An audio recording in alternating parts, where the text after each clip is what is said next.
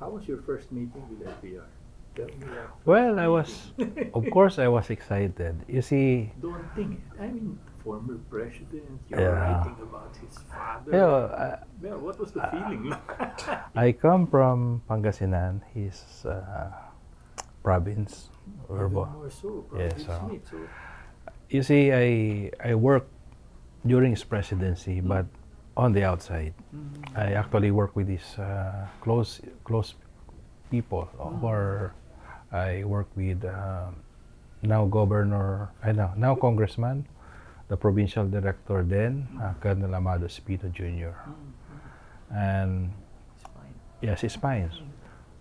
We were actually the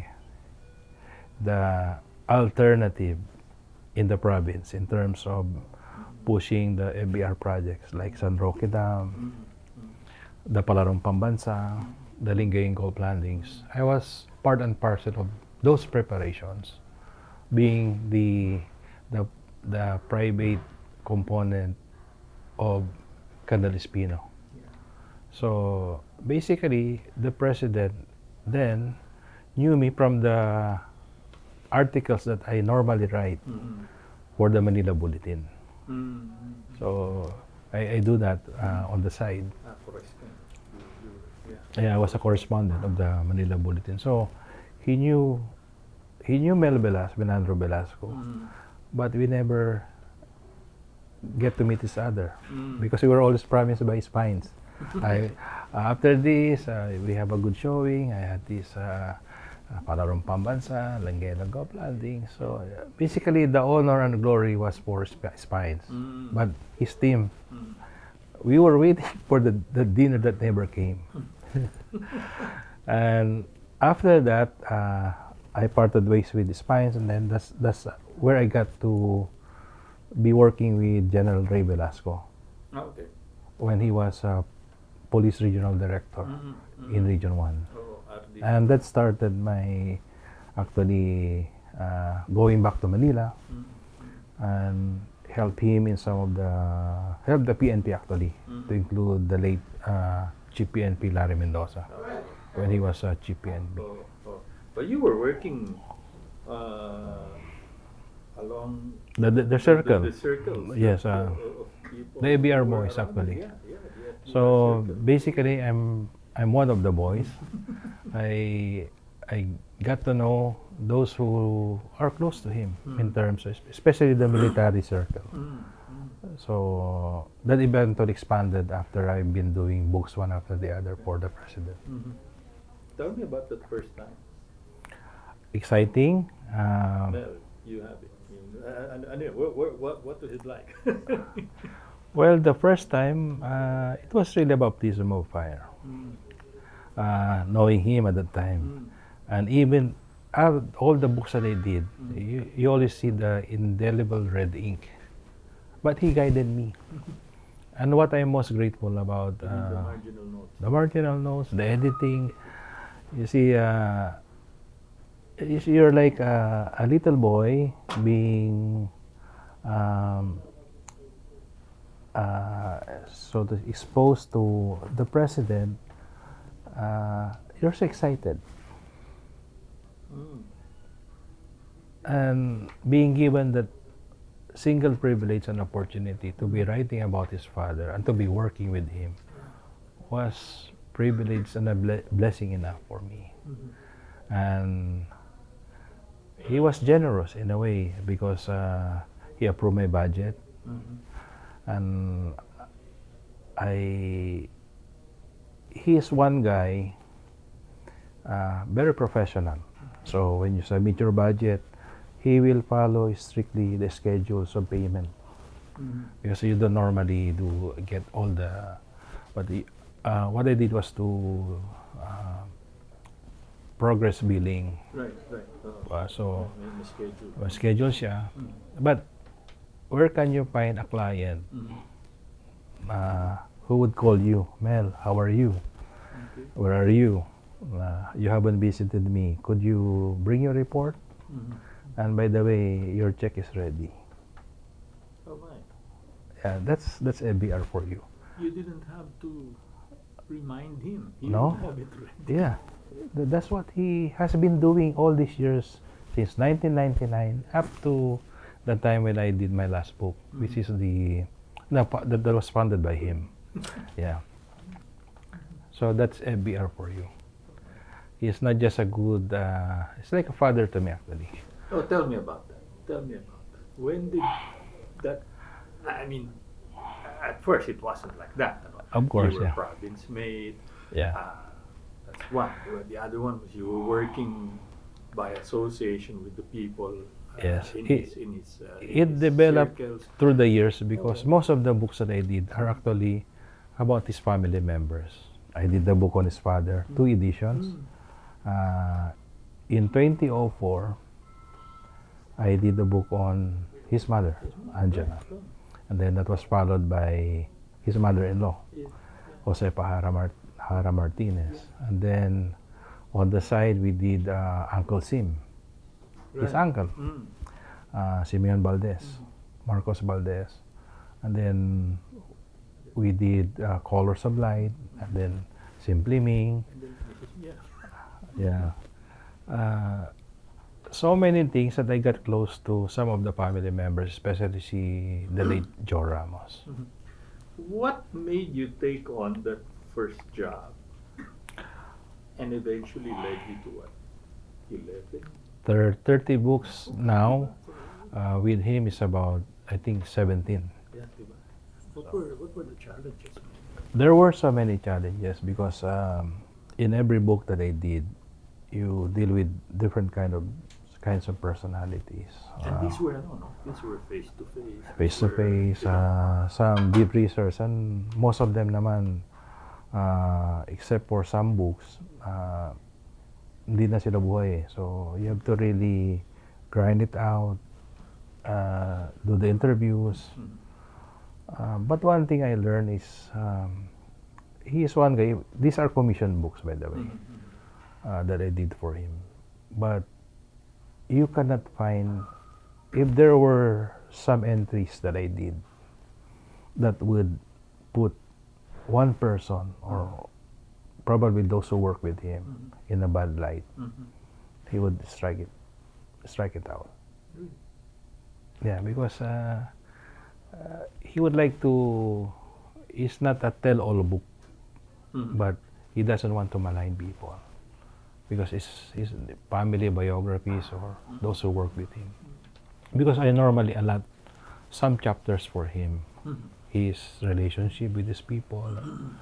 And I remember several instances, especially in the Ming book, Simply Ming book, he took out some entries, which were actually called from my interviews.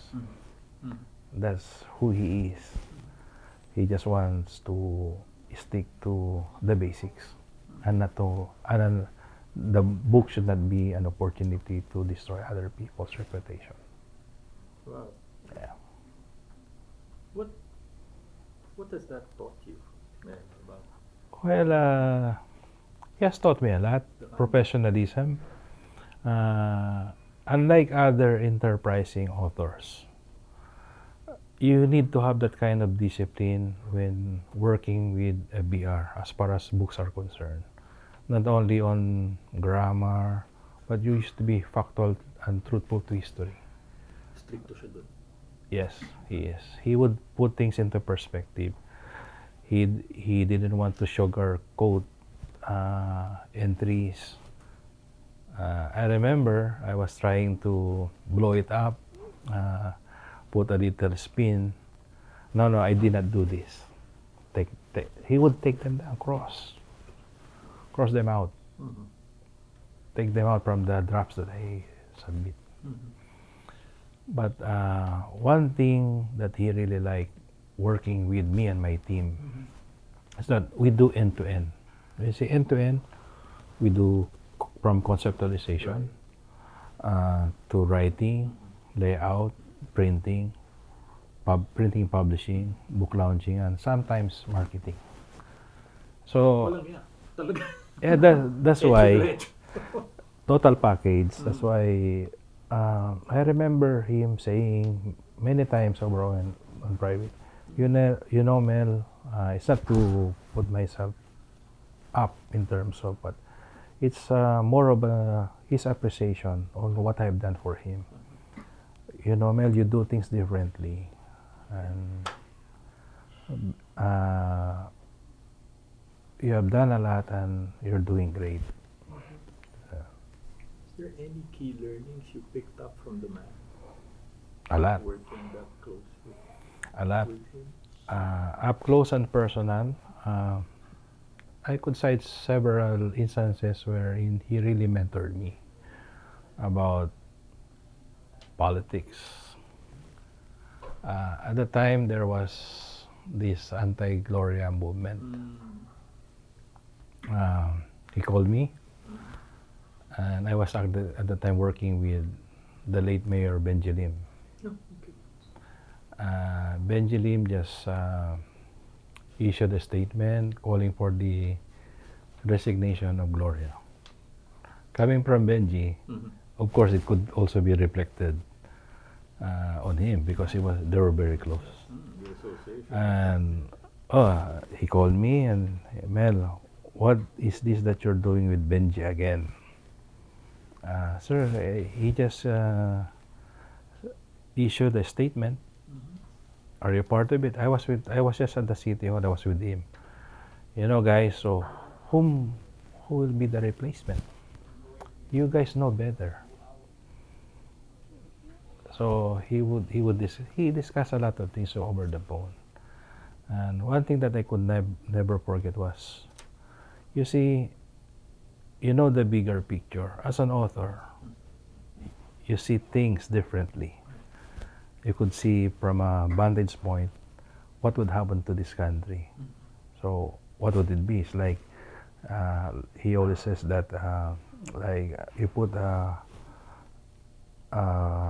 sheet on a plate and put it in the fan, and it will all spread to us. That's what he thought. Share with us in your own words, Mel, what was his vision for getting his story written? Well, Why did he want it? I think he wants our countrymen to remember him. It's more of the legacy thing. He is one president that has really worked hard, served well the country, a living hero at that. All the accolades that should be ascribed to him should be put into proper perspective. As you could see, he had detractors after his presidency. They were maligning him, especially the guys of ERAP. And they were also put into their proper place. But somehow, seeing him up close, there's a large sector of our society, yung endearment, because ERAP could connect with people. He's more of the cerebral type, intellectual, na appreciation from the people, medyo, lalo yung mga masa. But what he has done all these years, nation building, laying the infrastructure, the democracy that we're enjoying, the monopolies that he has dismantled, we are all beneficiaries of what he has done over the last 20, 30 years that he has been there. Ano yun? He wanted to put it on record. Ganun ba yun? No, for this generation and the next generation of Filipinos, because we have to look back. In a way, he's modest, but he would like things to be put into perspective. Kasi maraming fake news. Maraming you see, among presidents, he himself has written or has published several books on his own. With me, it's about 17 or 18. So his vision, or probably obsession, I would say, obsession to put these books. Somehow, in the long haul, he would be appreciated and be put into proper, yung contributions niya sa Philippines will be put into proper perspective with only scholars. Books would outlive us eh. So you find that unique, that he's putting it on record, providing Yeah, example or yeah, models. because see, good governance, yung mga accomplishments niya, these young leaders, even the present leaders, if only they would mind what he has done, his wisdom, experience, the good things that he has laid, the foundations that he has set, they should not be reinventing the wheel eh. They just have to innovate and attune to the present times. Meron na siyang template eh. Okay. So that is what he wanted to pass on. Just like General Almonte would like to say, it's like passing the baton. To him, FVR, the books are his weapons. 21st century weapons for him to be. Because I remember bringing some friends here. I think it was Yusek Timorbus. Tim, these books are the only thing, the only memorabilia or legacy or that I could bequeath to this nation. I mean, I hate to ask it, but I need to. Is the effort appreciated? So on my part? I mean, he wants to share it. Yeah. Is that effort appreciated by the current crop? Unfortunately, sad to say, Filipinos are not readers. And it's unfortunate actually. And we need this kind of medium. In fact, I even recommended about 2-3 years ago that a film about FVR should be made. Why? He asked me. You see, Filipinos are not book readers, Mr. President. And if we really go through their hearts and minds, we need to use another medium so that they would see the whole of you, your contributions. That's just like cinematic na yung dating ni Bonifacio, ni Aguinaldo, ni Del Pilar, with the films that have been produced of late. And I was thinking that if a film could be done or could be produced about FVR, Eddie, FVR, whatever, then his heroism, his patriotism, his contribution will be much more greatly appreciated by the greater sector of our countrymen. Visual. Yeah. Visuals. Okay. I'm interested to find out, Mel, how doing all the research and meeting different people who were part of FDR's life, worked with him, collaborated with him. How did you reconcile the differences in accounts? I mean, how did you filter yarn from tall stories to? Yeah, basically, here at RPDEV and even at his Alabang residence, he has voluminous files already. So the interviews that I do is just to validate whatever we have in the research, available research that we get here, that sometimes he provided or provides. So that's the dynamics. And okay. We've asked most everyone if there is an FVR legacy, or what to them is the FVR legacy. Ikaw, Legacy? what is your Personally, yung legacy niya sa akin is, I am not who I am now. If not for the opportunity of being offered to be writing his father's book in 1999. And I've come a long way with him. And if I would say, and looking back, not all Filipinos would be given this kind of opportunity that I have given by him. The trust, the confidence, the guidance, the mentorship, the alliance, being associated with him are more than enough reasons that I'm grateful of. My gosh, I mean, the collaboration. Yes. 20 And years na, yes. diba?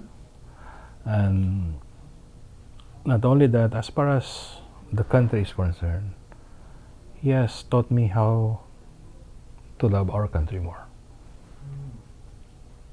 by working closely with him. I have seen him that in nation building, one must not really sleep. One must plod on, continue, just like a good soldier. And if there's one thing about him, is that he would continue serving this country up to the very end, up to his last breath. That's FVR for you.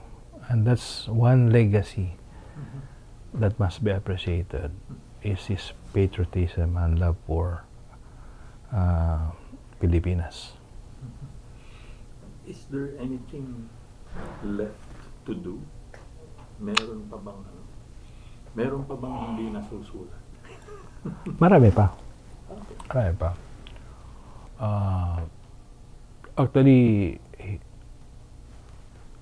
yung role niya sa yan sa veterans. Obviously, we are doing now. Actually, with I finally convinced General Carolina. So we're doing Twilight Glory. Oh, okay. So it's a tribute to Filipino heroes and veterans. It's not only about the World War II veterans, but we will also talk about Korean veterans, Vietnam War veterans. Is it a continuing legacy then? Yes. Is that something This this generation should? Pero sabi mo nga, hindi tayo. It's not But we don't I have a reading. but I'm still optimistic, given the tools of media that we have. If only the things that we're doing now, the oral history, and it will be put into a book, or even, I would say, the strongest medium that we could have is actually film, video, series, like documentary, probably in History Channel or National Geographic, that will be serialized, and that's where we would really appreciate FVR more. Yung different facets of his contribution to this country. And you're doing a great job here, especially the oral history. You have mined a lot of data information about him. But how to really cascade all these things down to the general public would be another challenge. Right. 20 years now. Yes. 20 years down the line, 20 years later, how does it all feel like, Mel? Well, I have always seen him as someone who has been sprightly, strong as a bull. But, it pains me, and all of us are sad that he's into this struggle. As May would like to put it, how I wish we could go back to 3-5 years, that he would still be up, and he will still continue to guide our leaders, because they miss a lot. seeking His wisdom, Mm. seeking His guidance. Mm. If only these leaders, present crop of leaders, after him, after his presidency, would have consulted him or allowed themselves to be guided by him, our country should have been in not so divided nation that we are in now. Amen. Faith with patience Yeah. and love country. Because the template, the building blocks, yes, put them already nandyan eh. Oh. And it's unfortunate. You see, ito yung precious gem mo, Mhm. treasure, national treasure, at hindi mo ginagamit. Mm. Like you're given a power tool but you don't know how to use it. Yeah. I guess I'll end it there. Thank you very much. Thank you, Toby.